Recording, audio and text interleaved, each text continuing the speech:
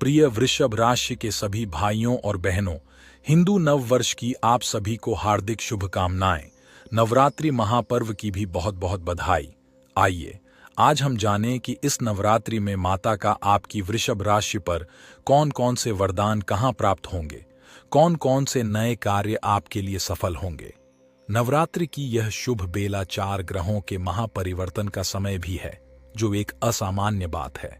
साथ ही यह नवरात्रि पूरे 9 दिनों तक मनाया जाएगा, बिना किसी तिथि वृद्ध या घटने के। यह एक शुभ संकेत है। इस वीडियो में हम यह बताने का प्रयास करेंगे कि आपकी राशि के अनुसार कौन से ऐसे उपाय सर्वाधिक उपयुक्त होंगे, जो राशि से ज्यादा ग्रहों की स्थिति पर निर्भर करते हैं। इस नवरात्रि में मुझे वही सफलता प्राप्त होनी चाहिए जिसका सपना मैंने कभी देखा था। आपके राशि के स्वामी शुक्राचार्य, जिनका संबंध शुक्र देवता से है, 11वें भाव पर बैठे हैं, जो लाभ और इच्छा पूर्ति का भाव है। इसलिए यह नवरात्रि आपके लिए एक वरदान लेकर आई है। 13 अप्रैल को शुक्र देव बुध के नक्षत्र रेवती में प्रवेश करेंगे। यह नवरात्रि के बीच में आता है। इस समय शुक्र 12वें भाव में बैठे हैं। यह बड़े निवेश के लिए अनुकूल समय है।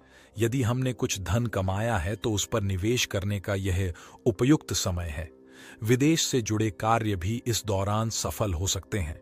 आयात निर्यात से संबंधित कार्य भी फलदायी रहेंगे। शुक्र सौंदर्य और आकर्षण का प्रतीक माने जाते हैं, इसलिए इस समय को भली भांति उपयोग में लाएं। इस नवरात्रि में आपको माता रानी की असीम कृपा प्राप्त होगी। दूसरा महत्वपूर्ण परिवर्तन यह होगा कि नवरात्रि के प्रारंभ से ही बुध नक्षत्र पर रेवती नक्षत्र चला जाएगा। यह अपने ही नक्षत्र में प्रवेश करेगा। बुध देव 12वें भाव में स्थित हैं। यदि आप किसी वित्तीय हानि या खर्च से परेशान हैं, तो माता रानी की कृपा से धन की निरंतरता बनी रहेगी और धन संचय होगा। यह आपके जीवन में बड़ा सकारात्मक परिवर्तन लाएगा। इस नवरात्रि में भगवान सूर्य नारायण 13 अप्रैल 2024 को अपना गोचर परिवर्तन करके मेष राशि में प्रवेश करेंगे, जो वृषभ राशि से 12वां स्थान होगा। 12वें स्थान पर सूर्य का उच्च होना अच्छा माना जाता है। सूर्य जीवन में आपका चतुर्थेश है।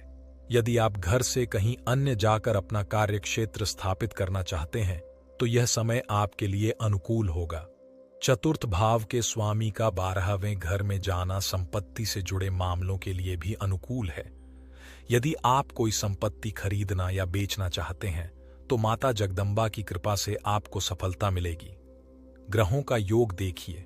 सूर्य भगवान 12वें घर में विराजमान है और उनकी दृष्टि 6ठे भाव पर, अर्थात नौकरी और करियर से संबंधित मामलों पर पड़ रही है।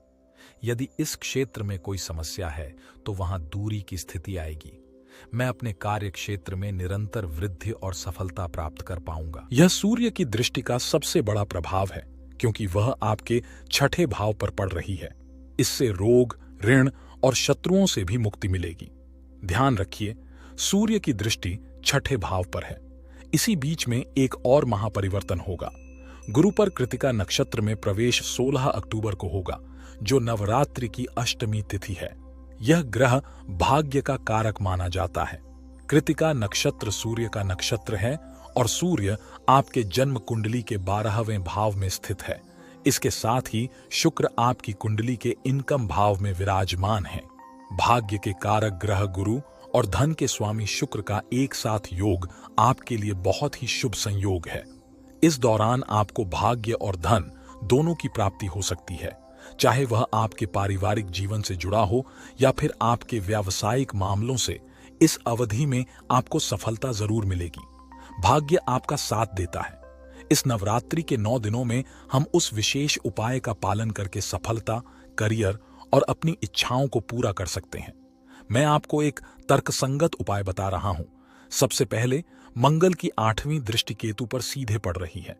केतु धर्म का प्रतीक है। मंगल को शक्ति और पावर का कारक माना जाता है।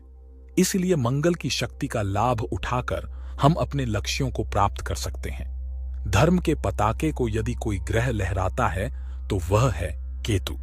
हमारे धर्म को जागृत करने वाला ग्रह यदि कोई है, तो वह है केतु।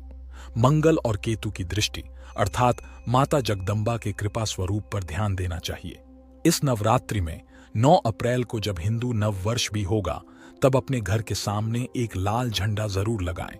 यह आपके लिए बहुत शुभ होगा, क्योंकि इस समय मंगल आपके करियर भाव पर होंगे और आपका करियर खिलेगा तथा संवरेगा। दूसरी ओर केतु पंचम भाव पर विराजमान है। कोई भी मानसिक कार्य यहाँ पूरा हो सकते हैं। हमारे निर्णय यहाँ पर प्रबल होते हुए दिखेंगे। दूसरा, इस समय आपको 11वें अध्याय का पाठ करना है। 11वें अध्याय में सभी देवताओं ने माता जगदम्बा से वरदान मांगा था और माता जगदीश्वरी ने उन सभी देवताओं को वरदान प्रदान किया था। इसलिए 11वें अध्याय का पाठ आपके लिए विशेष सफलता ला सकता है। इसके अलावा पंचम भाव अर्थात दुर्गा सप्तशती का 5वां अध्याय, इसका पाठ आपके मनोरथ को सिद्ध कर सकता है। चाहे आपका मनोरथ किसी भी क्षेत्र में हो, उसे पूरा करने के लिए नवरात्रि के दौरान निम्नलिखित कदम उठाएं। घी का दीपक जलाकर रखें। पंचपल्लव या आम के पत्तों से एक कलश बनाएं और माता का आह्वान करें। प्रतिदिन सुबह या रात को दुर्गा सप्तशती का पाठ करें। यदि पुस्तक उपलब्ध न हो तो इंटरनेट से PDF डाउनलोड करें। 11वें और 5वें भाव का पाठ करें। माता को आमंत्रित कर पूजा करें। नवरात्रि के 9 दिनों में माता की कृपा से आपके भाग्य में सुधार होगा और मनोकामना पूरी होगी। माता का आशीर्वाद आप पर बना रहेगा। मंत्र का संचार हम पर आ जाएगा और कोई भी ऐसा कार्य नहीं है जो सामने न आए या पूरा न हो पाए। हमारे जीवन के लिए उम्मीद है कि आप सभी ने इसे समझा और जाना है। यदि मेरा समझाने का प्रयास आपको सार्थक लगा हो तो इस बार भी अपना प्यार भरा लाइक और कमेंट करना न भूलें। यदि अभी तक आपने चैनल को सब्सक्राइब नहीं किया है तो कीजिएगा। आप सभी का दिन बहुत मंगलमय हो। इन्हीं शुभ कामनाओं के साथ जय माता दी, जय श्री राम।